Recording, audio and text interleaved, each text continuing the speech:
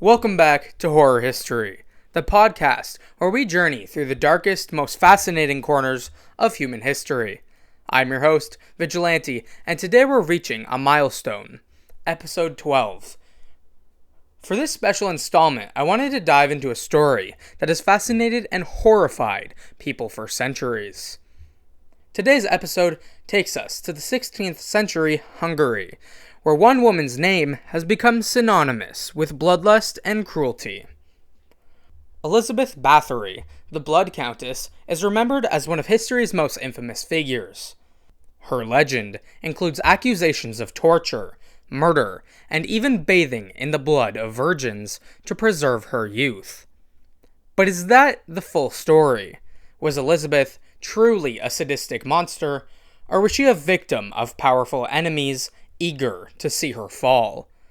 The truth is tangled in myth, political intrigue, and the shadows of history.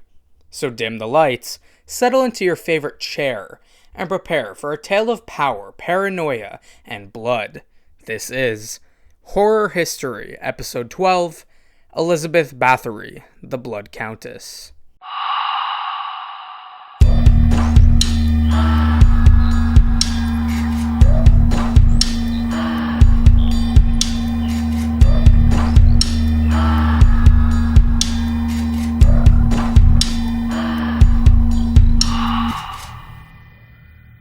To understand Elizabeth's rise to power, we must first have a look at the world she was born into. It was 1560 when she entered the world in a land plagued by superstition and political intrigue. Elizabeth's family wasn't just powerful, they were among the most influential in Hungary. Born into the Báthory family, she was surrounded by royalty, cardinals, and influential politicians, which would serve her well in navigating the complicated political landscape of her time. Growing up, Elizabeth was groomed for greatness. She received an education that was extraordinary for women of her time. Fluent in several languages, skilled in politics, and well-versed in the management of estates, she was ready to take on the world. At just 15, she married Ferenc Nadasdy, a Hungarian nobleman and soldier. Their marriage, while not driven by love, was a strategic alliance that strengthened both families' political positions.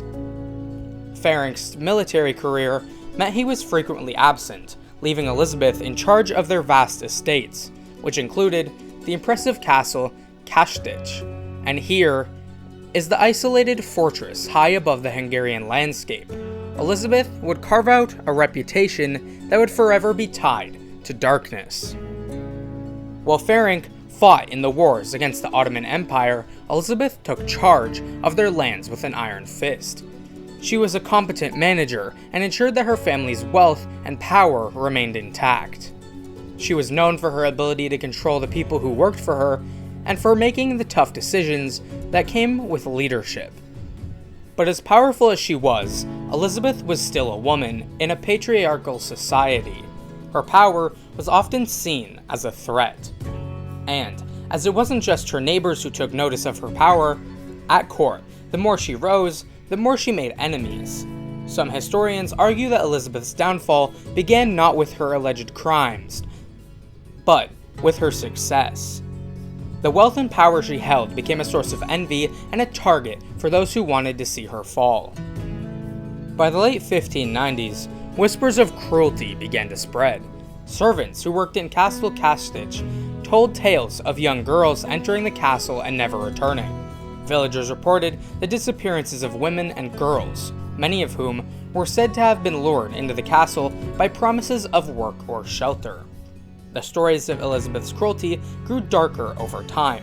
Witnesses claimed that she tortured her victims in unimaginable ways, beating, branding, and mutilating them.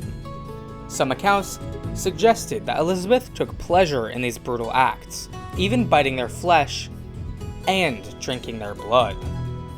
But the most infamous of all the allegations was the claim that Elizabeth bathed in the blood of virgins to preserve her beauty and youth. But how much of this is true? The bloodbath story didn't come to light until well after Elizabeth's death, leading some to believe that it was a fabrication designed to make her seem even more monstrous. However, the rumors spread like wildfire and became part of the legend that still haunts her name to this day. In 1610, pressure on Elizabeth mounted as her enemies, including King Matthias II, began an investigation into the claims. Witness after witness came forward, recounting horrific tales of torture chambers, mutilated bodies, and bizarre rituals. But how reliable were these testimonies? Many of the accusers stood to gain from Elizabeth's downfall, and their testimonies were often obtained under duress or coercion. By 1610, the allegations reached a boiling point, and Elizabeth was arrested along with several of her servants. The trial that followed was a public spectacle, with graphic testimonies detailing the horrors that were allegedly carried out in the castle. The testimonies painted Elizabeth as a sadistic and deranged woman who took pleasure in inflicting pain on young girls. But here's where the story takes a strange turn. Despite the graphic and damning testimonies, Elizabeth herself never stood trial in a public courtroom. As a noblewoman, her status protected her from public prosecution, and she was instead sentenced to house arrest. She would live the rest of her life in isolation, confined to her castle. Her servants, however, were not so fortunate. They were tortured, executed, and their bodies put on display for the public to see. The brutality of their execution served as a warning to anyone who might consider crossing the line. Elizabeth's final years were marked by seclusion and despair. Though she had once been a powerful woman and influence, she now lived in isolation. She died in 1614 at the age of 54, but her death didn't bring an end to the legend of the Blood Countess. In fact, it only fueled the mystery surrounding her. As with many figures from history, the truth about Elizabeth Báthory is often lost in a haze of myth and legend. Some historians argue that Elizabeth was the victim of a conspiracy orchestrated by those who stood to gain from her downfall. As a wealthy widow with vast estates, she had many enemies who would have benefited from her discrediting. After her arrest, her properties were divided among her accusers, raising suspicions that greed played a role in her prosecution. The stories of Elizabeth's crimes may have been exaggerated or even entirely fabricated. The bloodbaths, for example, lacked solid evidence and may have been a sensationalized addition to her story, invented to make her seem even more monstrous. The number of her victims, said to be as high as 650, is also questionable, as much as the evidence against her was based on testimonies from individuals with their own agendas. Despite the lack of concrete evidence, the sheer number of accusations against Elizabeth cannot be ignored.